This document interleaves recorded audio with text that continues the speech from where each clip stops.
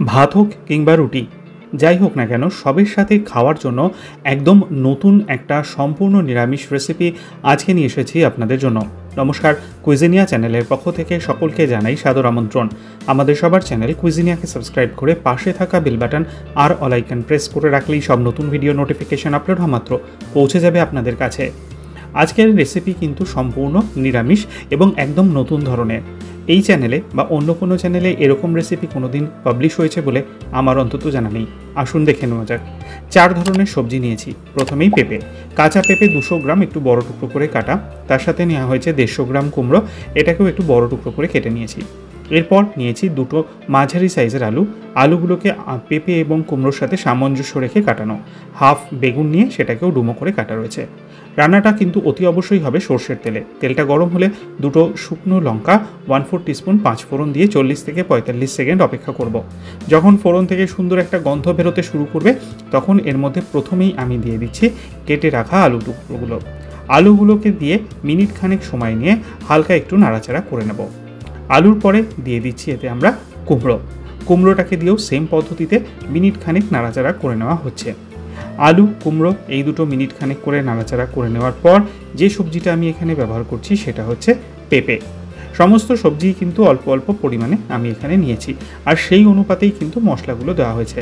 আপনারা সবজির পরিমাণ বাড়ালে অনুপাতে মশলাগুলোও কিন্তু বাড়িয়ে দেবেন। পেঁপেটাকে দিয়ে আবারও মিনিট খানেক নাড়াচাড়া করে দিয়ে দিচ্ছি শেষ সবজি মানে বেগুনটাকে দিয়ে হালকা একটু নাড়াচাড়া করে এবার প্রথমেই আমি এখানে দিয়ে দেব স্বাদ অনুযায়ী নুনটাকে দিয়ে এবার এখানে আমি একটু সাঁতলে নিয়ে মিনিট 2 থেকে 3 একটু অপেক্ষা করব। আর নুনটা দেওয়ার ফলে সবজির পরিমাণটা একটু কমবে। তারপর 1/4 টিস্পুন হলুদ গুঁড়ো, 1/4 টিস্পুন লাল লঙ্কার গুঁড়ো, 1/4 টিস্পুন কাশ্মীরি লাল লঙ্কার গুঁড়ো, 1/4 টিস্পুন ধনে গুঁড়ো আর হাফ টিস্পুন জিরে গুঁড়ো। ড্রাই স্পাইসেসগুলোকে দিয়ে মিনিট 2 সময় নিয়ে কষিয়ে নেব যাতে মশলার কোনো রকমের কাঁচা গন্ধ না থাকে। এরপর দিয়ে দেবো সবচেয়ে গুরুত্বপূর্ণ উপকরণ, সেটা হচ্ছে গোবিন্দভোগ চাল। 1/4 কাপ গোবিন্দভোগ চাল ধুয়ে আমরা জল ঝরিয়ে এর মধ্যে দিয়ে দিয়েছি। গোবিন্দভোগ চালটাকে দিয়ে মিনিট 2 থেকে 3 মিডিয়াম টু হাই ফ্লেমে নাড়াচাড়া করে নেব যাতে গোবিন্দভোগ চালটা খুব সুন্দরভাবে ভাজা হয়ে যায় সবজির সাথে। এবার যখন দেখব সুন্দর একটা গন্ধ বেরোচ্ছে চালের, তখন আমরা এর মধ্যে দিয়ে দিচ্ছি জল।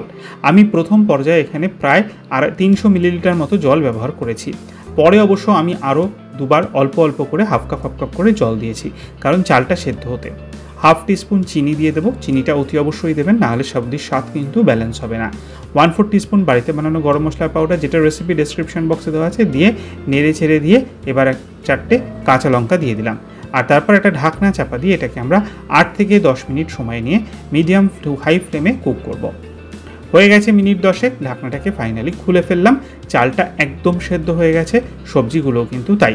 নামাবার আগে অতি অবশ্যই দিয়ে দেবো 1 টিস্পুন পরিমাণ ঘিটাকে দিয়ে ভালো করে নেড়ে ছেড়ে মিশিয়ে নিন আর গ্যাসের ফ্লেমটা অফ করে দিন। তাহলেই তৈরি হয়ে গেল একদম সম্পূর্ণ নিরামিষ পদ্ধতিতে বানানো নতুন ধরনের একটা সবজির রেসিপি। বাড়িতে অতি অবশ্যই একবার ট্রাই করুন, খেয়ে কমেন্টে জানান কেমন লাগলো। যদি ভালো লেগে থাকে তাহলে বরাবরের মতো একটা লাইক এবং প্রচুর শেয়ার করতে ভুলবেন না যেন। যারা এখনও চ্যানেল কুইজিনিয়াকে সাবস্ক্রাইব করেননি, অনুরোধ করবো চ্যানেলটাকে সাবস্ক্রাইব করে এই পরিবারের সদস্য হয়ে যাওয়ার জন্য। লাইফ ইজ প্রেশাস, গল্পে শিকালেকাল চ্যানেল দুটিকে সাবস্ক্রাইব করতে আজকের ভিডিওর ডেসক্রিপশন বক্সের লিঙ্কটা প্লিজ চেক করে নেবেন। সবাই ভালো থাকবেন, সুস্থ থাকবেন। নমস্কার।